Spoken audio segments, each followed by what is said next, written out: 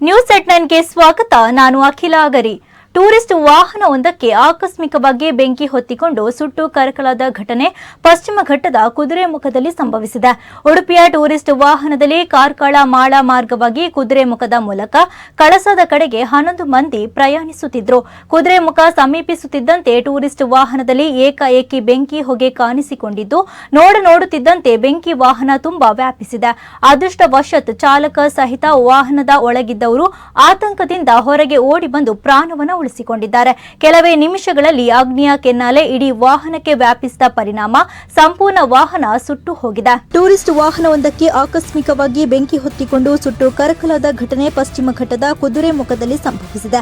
ಉಡುಪಿಯ ಟೂರಿಸ್ಟ್ ವಾಹನದಲ್ಲಿ ಕಾರ್ಕಳ ಮಾಳ ಮಾರ್ಗವಾಗಿ ಕುದುರೆಮುಖದ ಮೂಲಕ ಕಳಸದ ಕಡೆಗೆ 11 ಮಂದಿ ಪ್ರಯಾಣಿಸುತ್ತಿದ್ದರು.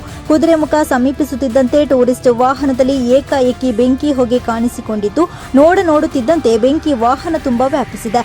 ಅದೃಷ್ಟವಶಾತ್ ಚಾಲಕ ಸಹಿತ ವಾಹನದ ಒಳಗಿದ್ದವರು ಆತಂಕದಿಂದ ಹೊರಗೆ ಓಡಿ ಬಂದು ಪ್ರಾಣವನ್ನು ಉಳಿಸಿಕೊಂಡಿದ್ದಾರೆ. ಕೆಲವೇ ನಿಮಿಷಗಳಲ್ಲಿ ಅಗ್ನಿಯ ಕೆನ್ನಾಲೆ ಇಡೀ ವಾಹನಕ್ಕೆ ವ್ಯಾಪಿಸಿದ ಪರಿಣಾಮ ಸಂಪೂರ್ಣ ವಾಹನ ಸುಟ್ಟು ಹೋಗಿದೆ.